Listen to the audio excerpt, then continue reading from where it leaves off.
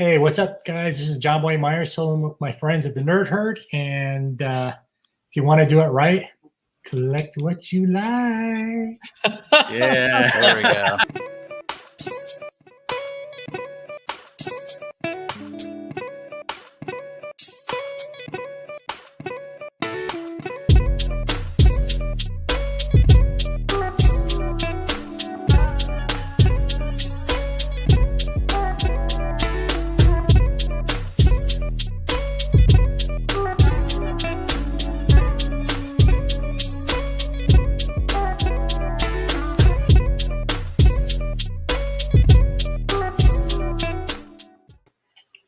Welcome back to the Team Nerd Herd podcast, where our best advice is if you want to do it right, collect what you like.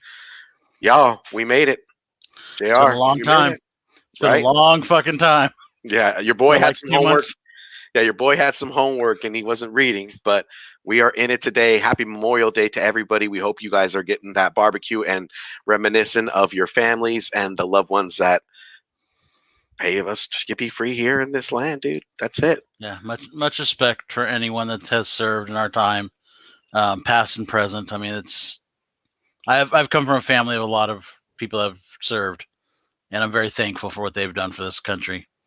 It's not the greatest country in the world, but it's trying to get there. Definitely. And with that being said, you guys are on the third. Yeah. We kind of wanted to erase that first episode, but the third one. Oh, see, I thought we were erasing the copy episode. Never. How dare you? We erased DC, right? No. DC is alive and kicking, bro. Okay. With that being said, let's go ahead and get into roll call. Let's go ahead and greet the group chat, and let's go ahead and give a synopsis about what we're going to bring to the table today. JR, hit them with it, brother. Introduce yourself. Let them know. I'm Rogue's Law, your Daredevil lover, fan, big time fan for 20, 30 some odd years. Star Wars fan, Marvel fan, asshole of the Nerd Herd, and your grumpy old man of the Nerd Herd. What about you, Steve? It's your boy Steve, aka Hip Hop Send Me _comics_collectibles. I'm your 1/12 scale collector, comic book lover, and chaser of all things nostalgic. And in this case, lover of JR's recommendation to what we are going to be talking about today, y'all. We are going to be bringing to you Frank Miller's Daredevil, the Man Without Fear, guys. That is what's going down. And with that being said, before we go ahead and jump right in, let's go ahead and greet the group chat. What's going on, my brother? Something Wong. Something right is happening right now, my brother. Thank you for joining us. We appreciate you. Alonzo, Comics and Pops, my brother, dude. What's going on? I hope you're enjoying that Monday, brother. Go ahead and get that sushi, get that lounging. Astro Wizard is in the building. What's going on, my brother? Thank you very much for joining. I've got an A-OK coming from him on Thursday. That's pretty epic. Nice little thing he sent me. Thank you, sir. Astro Wizard's the truth, bro. I love me some Astro Wizard, my brother. And Hermano, Eric the Phoenix is in the building, burning and embers like the Phoenix. Sam, what's going on, my brother? Sam, great person in the community and doesn't cut lines like your boy. Don't be like me. All right. With that being said, JR, I think we are ready to sink into this. Okay. Well, let me set the stage. 1993. I've been collecting for about a year at this time. I'm working at a comic shop. I'm 14 years old, right around then. I knew who Daredevil was. I knew who Frank Miller was. I knew who John Romita Jr. was. Really wasn't into Daredevil at the time just because I kind of knew him as an X-Men fan. I was big into like Jim Lee, Wildcats, started getting into Valiant at the time. And someone pointed out, hey, pick this up. It's going to be good.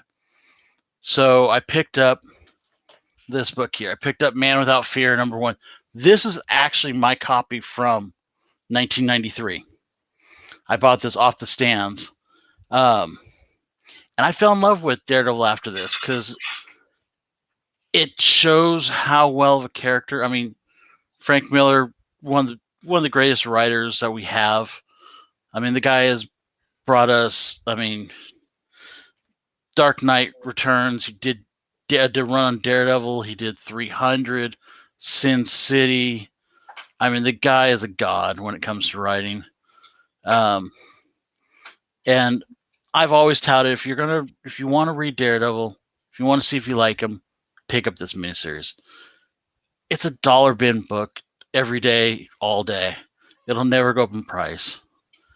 But it's one of those books you spend $5-10 at max, and I think everyone will end up loving this book. I recommended it to Steve when we were on Operation IHOP. Yeah, man. At Uncle Al's, man, I was putting books back and you stopped me. You're like, you gave them back to me. You're all, keep these. Yep. And you're all, thank me later. Yeah. And like you said, you've now read how many times you're saying over the... Oh man, I've read it 4 times. I've read it prior to book binging. We got in this real big push of doing interviews, and JR and I were always talking about it. JR was always like, did you read the book? Did you read him? And I told him, yeah. But coming back into the show and getting ready to kind of ramp up the show, he could see the excitement in my face, and I had to thank him. JR is... Like JR's been saying, he's been collecting for such a long time, so it gives me a greater appreciation of what he's read. Any recommendations he gives to me, I always, I don't take it with a grain of salt. I that's the next thing I jump into, and I start to read it. Same with Alonzo and the crew. So, I'm really thankful to get a sense of this history too, because I had such a long hiatus of not reading books, and I hated reading. To the guests that just jumped in, Uncle Rudy, Brother Rudy, and then No Good hated reading. I hated it too, man. I felt like I was being punished, and as I'm older, man, I just can't get enough of it. And reading Daredevil, my God, Frank Miller, like you said, is a god. Yeah, and it's one of those things where the reason I like telling people to read this book is there's, as much as I love like Wolverine and other characters, there is no miniseries that wraps up their origin so succinctly, and we'll go over this during the next half an hour or so, that just you get kind of the whole nuts and bolts of it.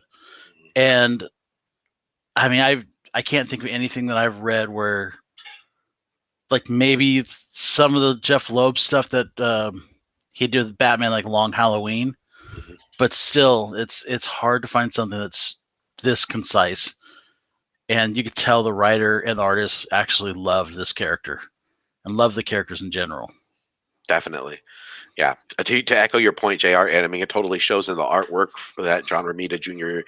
did. And then Frank Miller just writing this epic origin of Daredevil. It kind of transports you to the streets of New York and Hell's Kitchen, man. Oh, yeah. I mean, geez Louise. Can we go ahead and give him a brief overview of issue 1? So issue 1 is basically the story of Matt Murdock as a kid. It's all about what we all know, him getting the shit thrown on his eyes for saving another person's life. But what's really about also is his father. We find out why Matt doesn't fight as a child, why he would even risk his life to save another person's life. When a truck's coming about to hit that old person, a lot of people go, oh, fuck, that sucks. He dove out there and risked his own life and ended up losing his sight as a result of this. But we find out it's because of his father, and his father kind of drove into him because his father was a fighter and didn't know much. Like, hey, I want you to be better than me. I want you to, and this is something that rings true with all of us. Our parents always want us to be better than they were.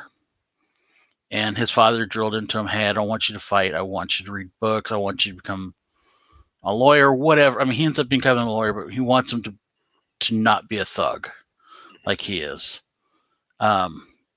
His mom's not in the picture.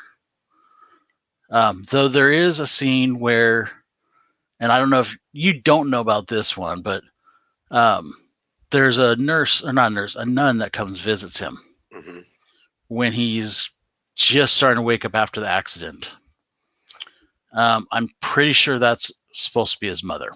Yeah. It kind of foreshadows that.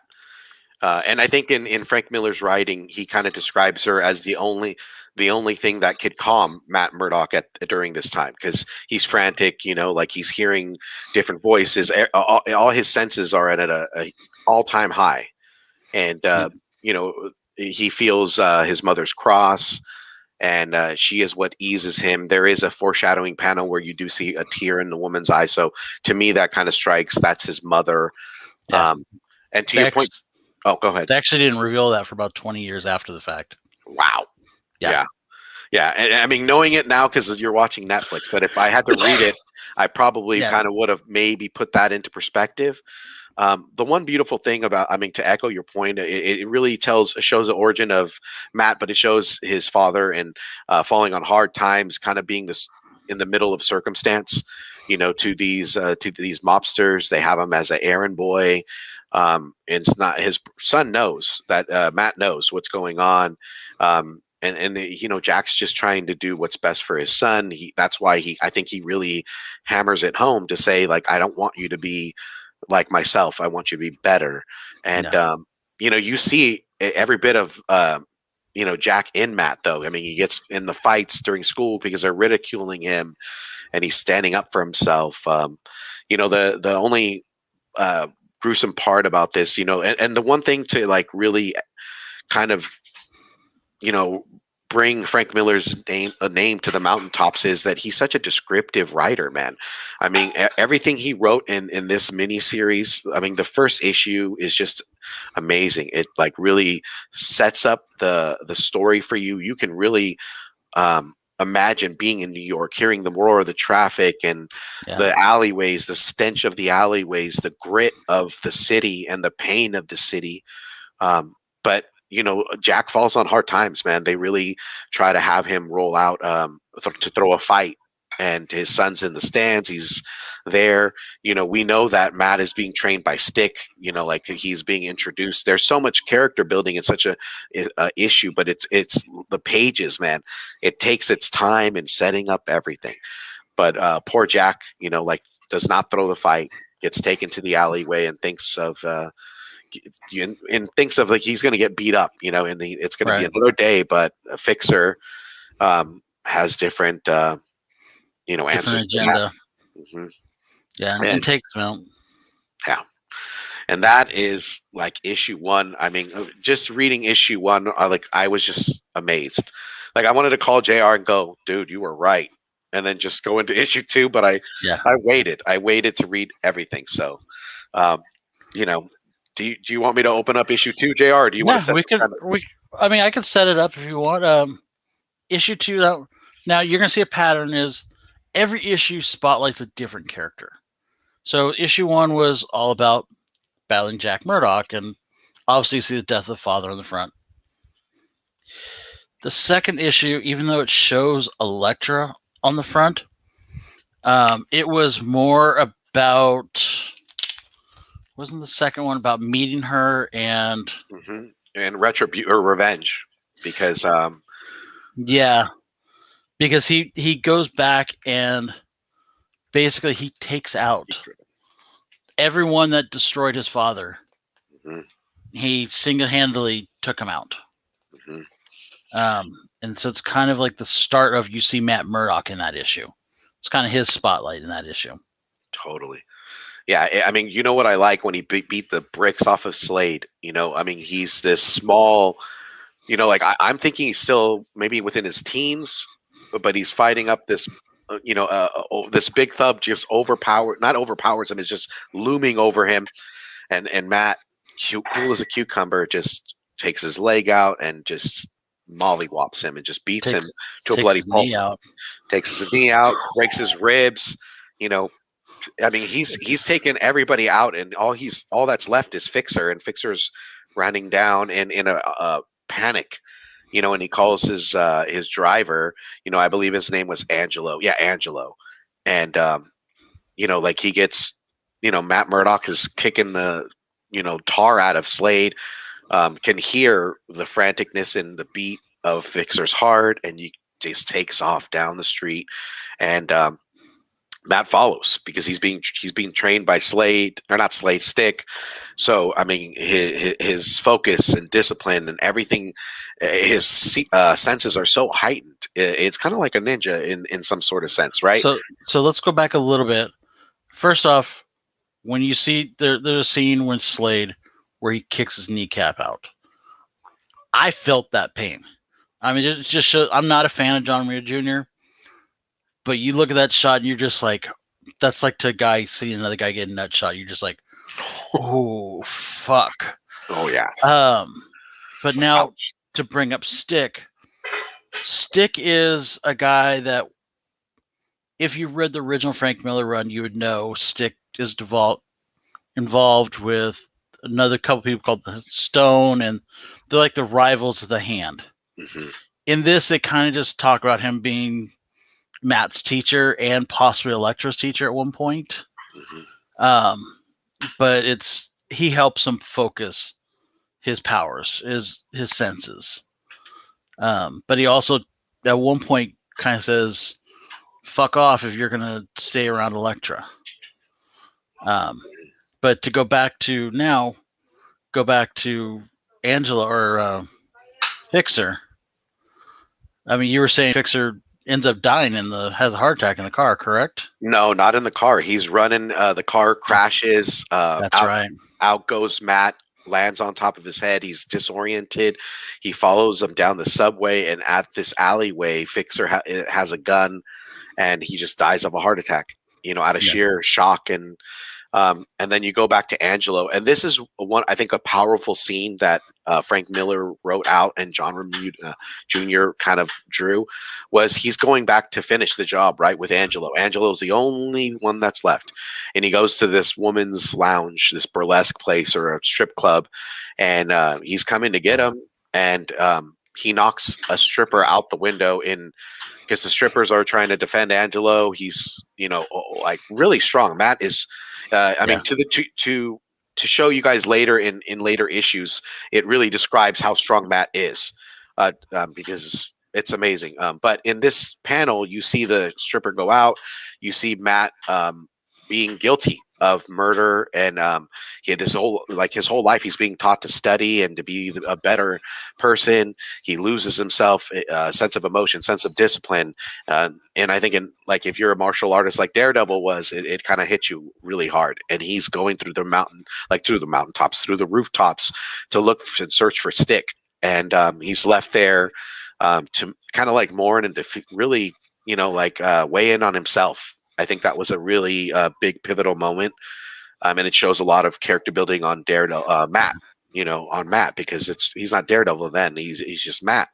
Oh yeah. Well, he felt like he lost his way. You could tell he realizes he let the vengeance side of him get to him. Yeah. And he knows that you could tell that he regrets that, because his father would look at him and go, "Why the fuck did you do that? Mm-hmm. You're better than that." And you could tell that. And by the end of that book, he kind of gave up on that lifestyle. He wasn't running around trying to take people out anymore. Mm-hmm. He actually decided to go to college and study law and do it the right way. Mm-hmm. And then he ends up meeting Foggy. Elektra. Foggy too. Foggy and Elektra. Mm-hmm. And that gets us to issue 3, I would say. Yeah, the one thing that I liked about issue 2 is it left it. He meets Elektra. He can feel her on the rooftop, and his senses are tingling, and he wants to know who she is, and she kind of sets him up. She's very coy, very smart and cunning. And it's kind of like a huntress, playing with their prey. And Matt is just young still and kind of developing, but still, he's just amazing as far as his senses. I mean, he's, just on top of it. So he's following her into the park. She's undressing. She's very, sensual. I mean, I think Elektra is a crazy character as well. And they leaves her, butt naked out in the park. But, the cops get word that a woman's been murdered, and they find Matt there, and they arrest him and take him in, but they find out that he's blind, and he gets out. So go ahead, JR. And they even, so much to the point they show she's naked, they leave a pair of panties on a bush, and it's just like, really, you need to show us that too? Yeah, man. You see Matt, the smirk in Matt's face too. You know, I know we had some. Before we go into issue 3, Matt, Jr. Let's go ahead and kind of greet who came in. I know Zen Multiverse, my brother Zen Multiverse is in the building. I know. Let's see, we got Geek Driven Jeff. What's going on, brother? What's going on, brother Rudy up in the building? What's cracking? Raging Cajun Comics, my boy JD just dropped a video, y'all. Go on his channel and check up. He got a haul. He has some stuff, and he talked about Pink's hot dogs. Man, now I'm getting hungry. But with that being said, guys, we're going to go ahead and dive right into issue 3. And issue 3 opens up with a spotlight on Elektra. I mean, this is a little more into Elektra and who she is. You know, how, like, the things that she's dealing with. Boom. Yeah. She's really, she's on the side of danger. You know, like she's very. She's also a candidate in this Stone, you know, and I think she's the top candidate, and I think Matt is kind of like right under her, but she's kind of setting up the premise of meeting him. It shows a little bit of her, taking out these thugs, on a New York City, like it shows her opening up to her driving after Matt's been bailed out, and Foggy's like, you're so lucky that happened. He can sense her. In comes a car. She's driving in. They jump in. The car goes, off wire, off the highway, and Matt's, like trying to find her. And he ends up finding her and where she lives, come to find out she comes from a rich family. She is an ace in everything that she does. And, and Matt ends up wanting to kind of find her and make her pay for what happened. He just, daredevil there, right? Lawyer there, making her, dealing the justice that she needs to be, that she needs to witness. And you see him, get in a tussle. You see a Doberman Pinscher dive at him, and he just kicks it at its throat. He kicks the henchman off. Elektra's playing music, and she's looking up, and they're shooting at him. He gets shot. And I think this is where Stone and Stick's master is talking to him and saying, why don't we we need to get more people. We need to get in the rankings. There's a war, coming up. And Stick is saying, well, Matt's let us down. He's nothing to us and whatnot. And you kind of see a sense of kind of like him not taking all that teaching in that Stick taught him, because he left a trail of blood, and that's not what Stick would want. Stick always said in silence, concentration, discipline. Well, and to go back to that, while this is all going on with Matt breaking into the thing and kicking a henchman through like glass area and into the middle of a party and stuff, Elektra's playing the piano, and she does not stop. She just as this is all going on, she's just like focused on it, and that I think is Frank Miller's kind of way of saying, hey, she's cool as a cucumber. She's not worried about this. She's putting on this persona for her father that she's this good little girl, when she's kind of almost like Dexter in the sense of she's got this urge inside her that she needs to let out once in a while. So much to the point that at one point, I mean, she ends up finding Matt. She finds out where he is, and breaks into his room while he's taking a shower, trying to take care of himself. Like, this guy's so hardcore. He's got shot. He is taking care of his wound in the shower after walking however far. Oh my God. And telling himself, hey, stay awake, don't pass out. And then she shows up in the shower because he's not paying attention. And Foggy shows up and is like, hey, I can't get in the room, the lock's on the door. And he's like, just give me a couple minutes. And it was like 20 minutes later, you see Elektra walk out, and the room is just trashed. Oh yeah, dude. So he's a pimp. He's a Don Delanucci, man. He was sitting there like, yeah, it was definitely applied that. But then after that, she goes to basically, it looks like Times Square, like before it got cleaned up. And all she's got on is this mink stole that you could see, or mink coat, I should say. And she walks down this alley with like 7 guys, and they're threatening her, and she takes it off, and all she's got on is like a sports bra and a pair of panties. And she proceeds to beat the shit out of these guys. I mean, using a chain to break one of the guy's hands. Mhm. Just is brutal. Oh yeah, the scenes and the panels are. I mean, they really express how good she is as a fighter. I mean, she knees the first guy right in the nuts, or no, kicks the guy in the nuts, and then knees him so hard that he breaks his vertebrae. You know, Yeah. like she hits one guy in the nose that his nose goes right into his brain. You know, to JR, like what JR was saying, she grabs this chick that's gonna shoot her and smashes her wrist into a bloody pulp. She, just disembowels, just beats the living tar out of these guys and kills them. There's a scene, she's still there. Oh my god, it's crazy. The other thing that I like about issue 3 is it really opens up to now we get an introduction of Kingpin, right? Very little Very Kingpin little. at that, because we still have one more thing that is a key for Elektra. Is she ends up, her father dies during it at some point, and it doesn't flat out say that she killed him, but it sure as hell implies that she killed him. Yeah. And she doesn't seem like she has any remorse if she did kill him.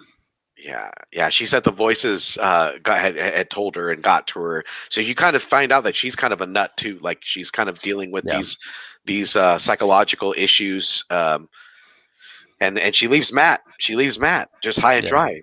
That's where you get to see that and get to know that she kills her father, and she tells Matt, "I can't lead you down this hell of mine, and it's on me." And she leaves Matt, and it's amazing. The very closing to this is you see a group of a family of mafia, talking about bringing in crack into the streets and getting children involved and just causing chaos in New York. And what I liked about it is the head of the mafia was like, "We're mafia and we're not monsters.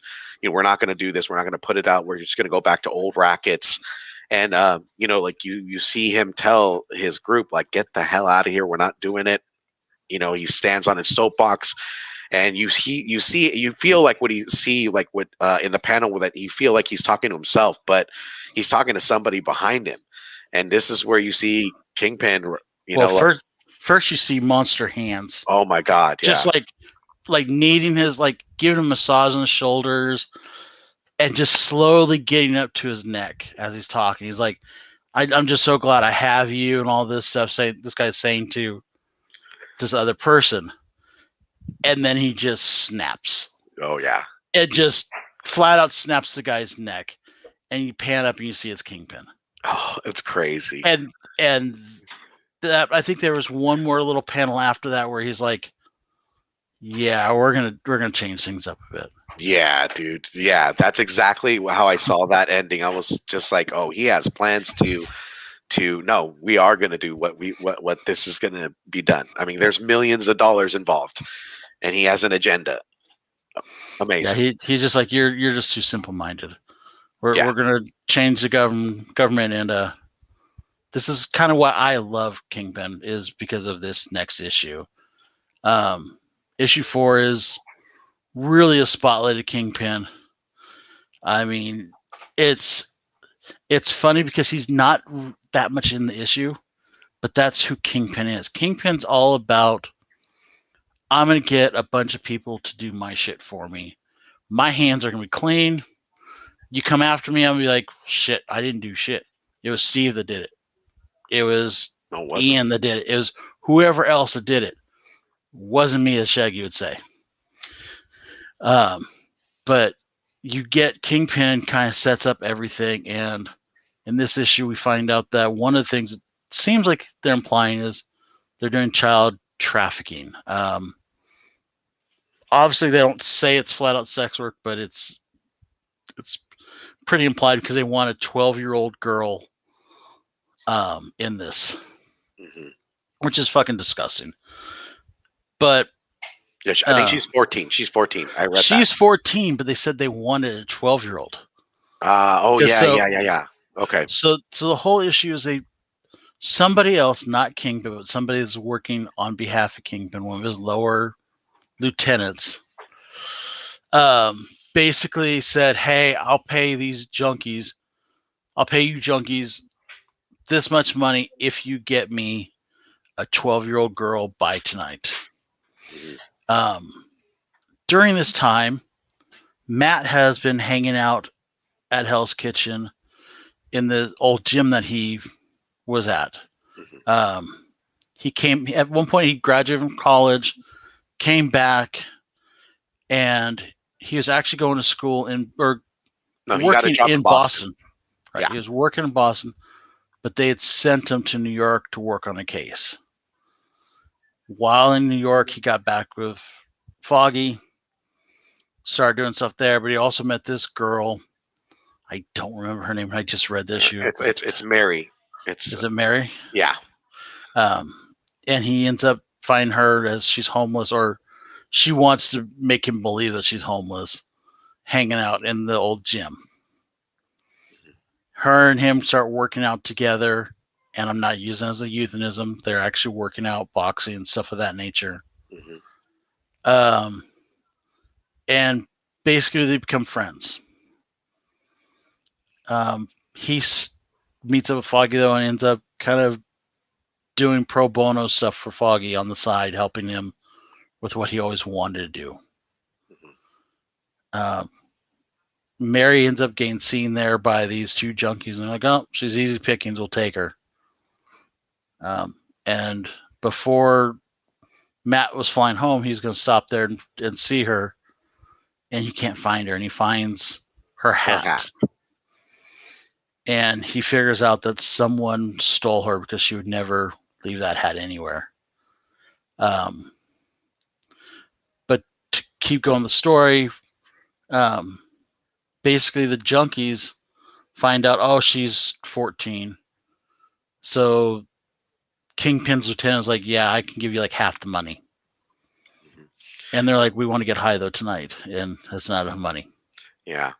So they take matters into their own hands, and they call the girl's family for ransom to try to get money. And that gets back to Kingpin, who gets back to the lieutenant.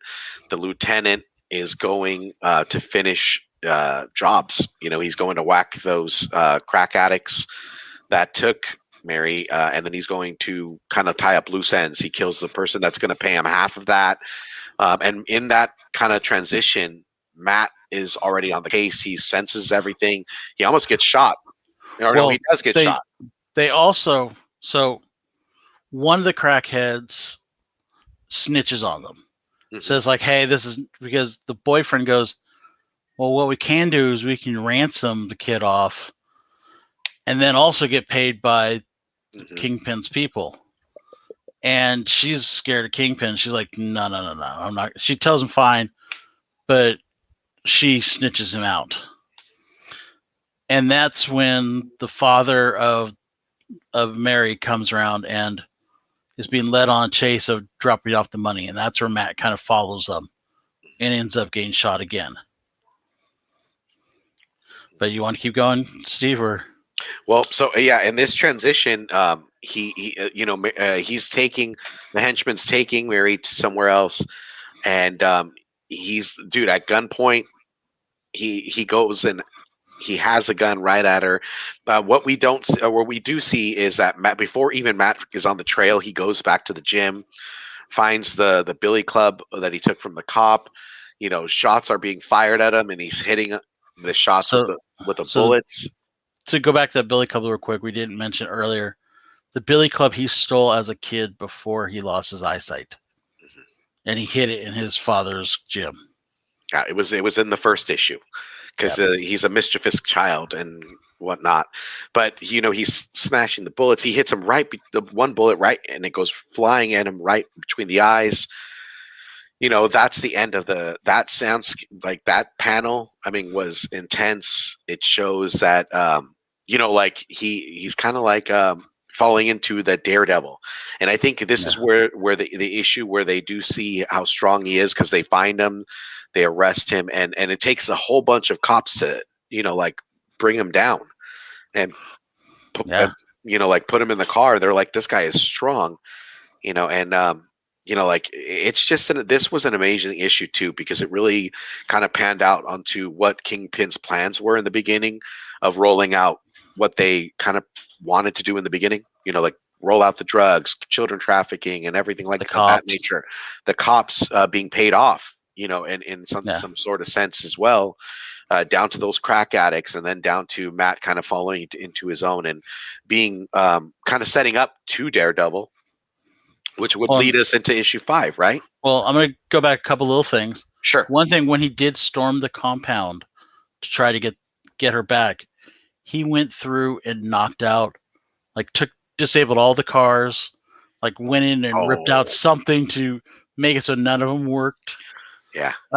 Broke a bunch of lights on the outside so they couldn't see him. We also see, along with the Billy Club, he dons the black outfit, which I believe is the first time he actually wore the black costume in comics. There's also a scene where, kind of a sad scene, where they've got all the kids in little rooms by themselves, and they're all dressed up nicely, and they mention that they start singing. And it's kind of one of those things where it's like they know they're fucked, but they're all kind of bonding together at that time. He also blows up the dock that they use to smuggle the kids out on. But yeah, he gets the cops. He gets away from everyone, but then the cops stop him, and he ends up getting away from the cops still. They put him in the back of the squad car, which I think is part of 5. And he ends up getting out of the cuffs, getting them out of the car, and getting the cuffs off, and starts driving the car, chasing after Mary and the person that's got Mary. And this is kind of like the issue where, like I said, number 5, where they really introduce Daredevil as who we know him as in this issue. In this issue, we start to see little things he does, like the billy clubs he starts using. He has his weapons and everything, but he's coming after the guy that's trying to kill Mary. And he knocks a bullet back using the nightstick and gets him right between the eyes. Breaks his sunglasses. Beautiful shot. What else you got, Steve, there? It gets back to Kingpin, that that, you know, his lieutenant is dead. I got ahead of myself. You're right, Jared. That was issue 5. My bad. But it gets back to Kingpin, and Kingpin is like, it's in his mind. He's like, he's not devastated that he lost, but he's devastated in some sort of sense that he's lost a lot of people. He's lost a lot of money due to one person, and he wants to figure out who that person is. You know, Matt losing his job in Boston, it kind of goes into somewhat of a you know, state of mind where he's laughing, and he just kind of says, you know, like, this is my home. I'm back in Hell's Kitchen. I'm going to stay here. You know, if we went back to issue 4, the other good thing is it kind of brought back Matt to like a homecoming and reminiscent. Very panels that were very reminiscent of his past and whatnot. So that's where it comes into issue 5, where he's saying, like, this is my home. I'm coming home. Let me answer this real quick. Sure. Man Without Fear, without a doubt, over Shadowland. Shadowland never fit for him. And if they switch it out to Luke Cage like they're doing on the show, I think Cage is a better fit for Shadowland. Just to explain, Shadowland was basically Daredevil became the Kingpin of Hell's Kitchen. He took control of Hell's Kitchen and did everything, but it kind of screwed him over in the end. He started becoming more evil and everything. Oh, but we'll get back to that. Yeah. Well, that's another one. So, you know, Matt's homecoming. He's back home. This is where he is supposed to be. You know, he touches base with Foggy. Foggy's father's going to lend him money so that they can open their own practice. And the cool part is they're going over names. Foggy tells them heads or tails. We'll pick, you know, either Murdoch and Nelson or Nelson and Murdoch. And Daredevil says, you know, like tails. And you see in a panel a hand catching the coin and its stick. And it basically kind of really sets the tone for Matt's heart almost jumping out of his chest, but him staying cool. And you see Stick walk by and say, like, don't get so cocky, kid. Like the quarter turned tails, and basically to watch his back, and like the final Stay page, grounded. yeah, stay grounded and watch your back. The final panels show Cityscape, and you see Daredevil inherit his new costume, and I think this is just awesome. If I could share it here. Well, the great thing also, I don't know if you notice, Bam. starting from each one of them, it's a different iteration of his costume. Yeah. So you got the very first one, it's just yellow costume, and then a version of his red, and as the red one's changed over the years. To answer something Wong's question, I have read Daredevil Born Again, and I will probably get Steve to read that because that is probably the greatest Daredevil story ever written. But I need to have him have some background first before getting into that. Because that's a longer story and a little more. You need to know some of the stuff going on beforehand to get into that one. But like what I say, I love about this is at the end of it, you understand who Matt Murdock is. He's a lawyer. He's a defender of the people. His heart is in Hell's Kitchen. You understand that Daredevil is also the same way, that they're very much the same person. And you understand that like every one of the characters was really defined. Mm-hmm. Like Kingpin, you understand Kingpin is only out there for himself. That's all he gives a shit about. Everyone else is just a chess piece for him. Elektra is really, she loves Matt, but at the same time, she knows that being too close to Matt for too long is not good for her or for him. She's a wild horse. And he's got a legacy of dating women that are out there. That, I mean, he's been with Natasha for a while, the Black Widow. He's dated Karen Page. He's dated Elektra. He's dated, I believe for a little while, Typhoid Mary he even was with a little bit. He was actually dating her alter ego. Typhoid Mary has a split personality where half the time she's Typhoid Mary and she's a fucking schizo pyrokinetic. Half the time she's this like little field mouse of a person.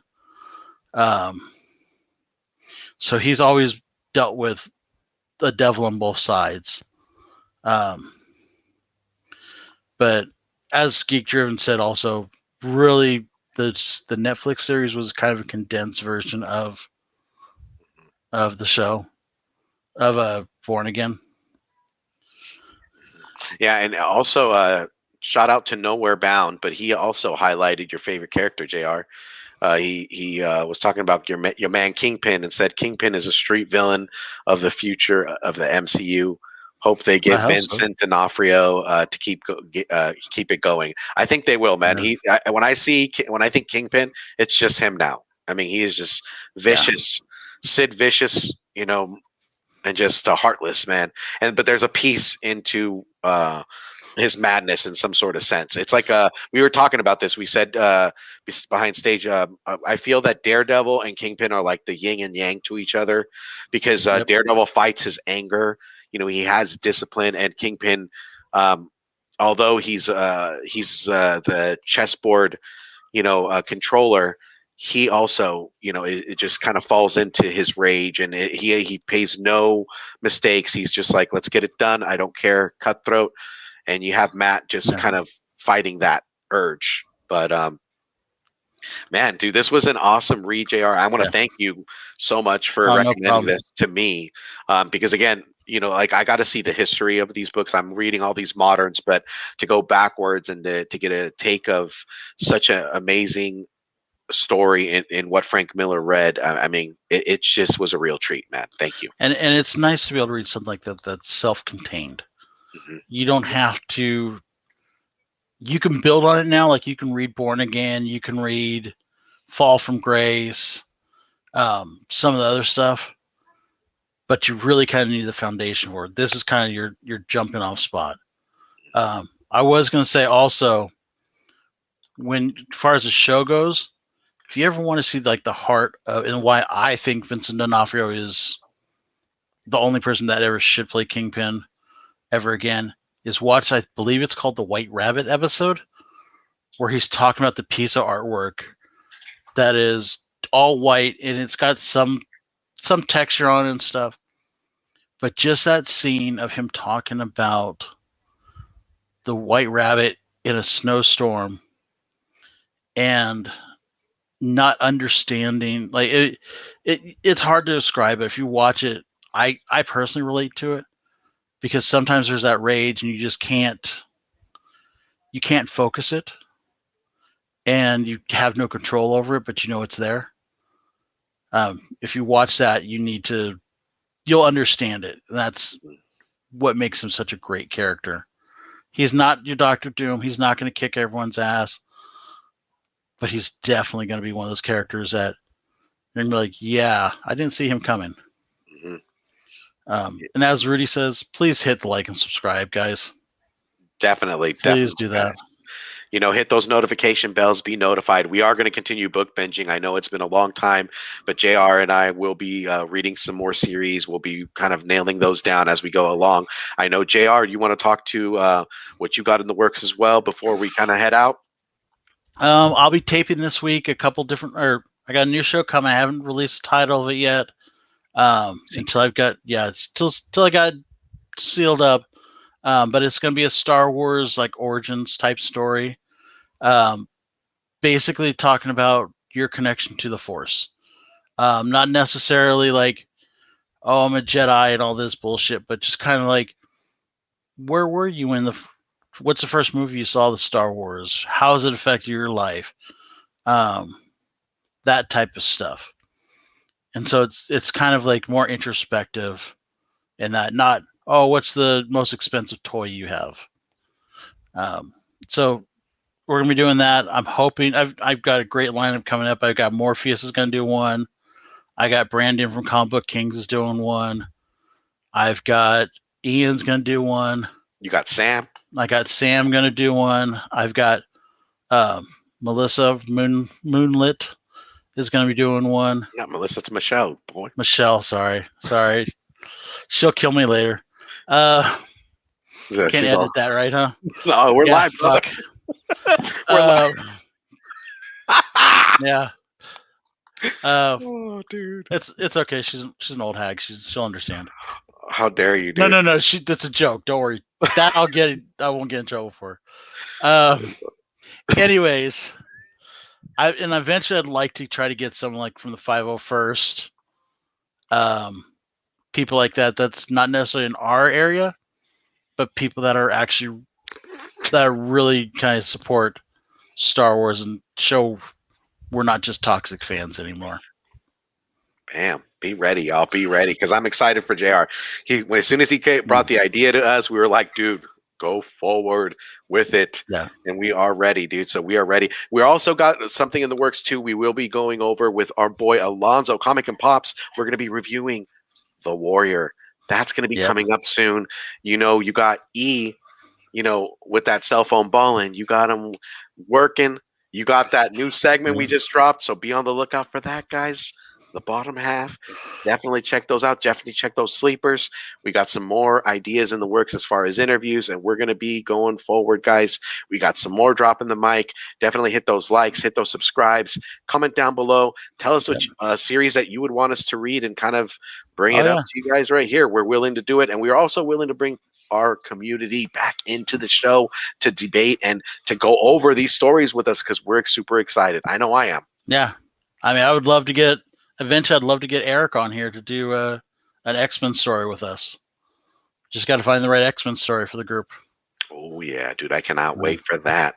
But with that being said, we're going to go ahead and take you out, Team Nerd Herd style, on this segment. If you want to do it right, we'd read what you like, y'all. Yeah. Give me a sec. You're in trouble. Yeah, I know. She's gonna kill me later. I understand. There we go.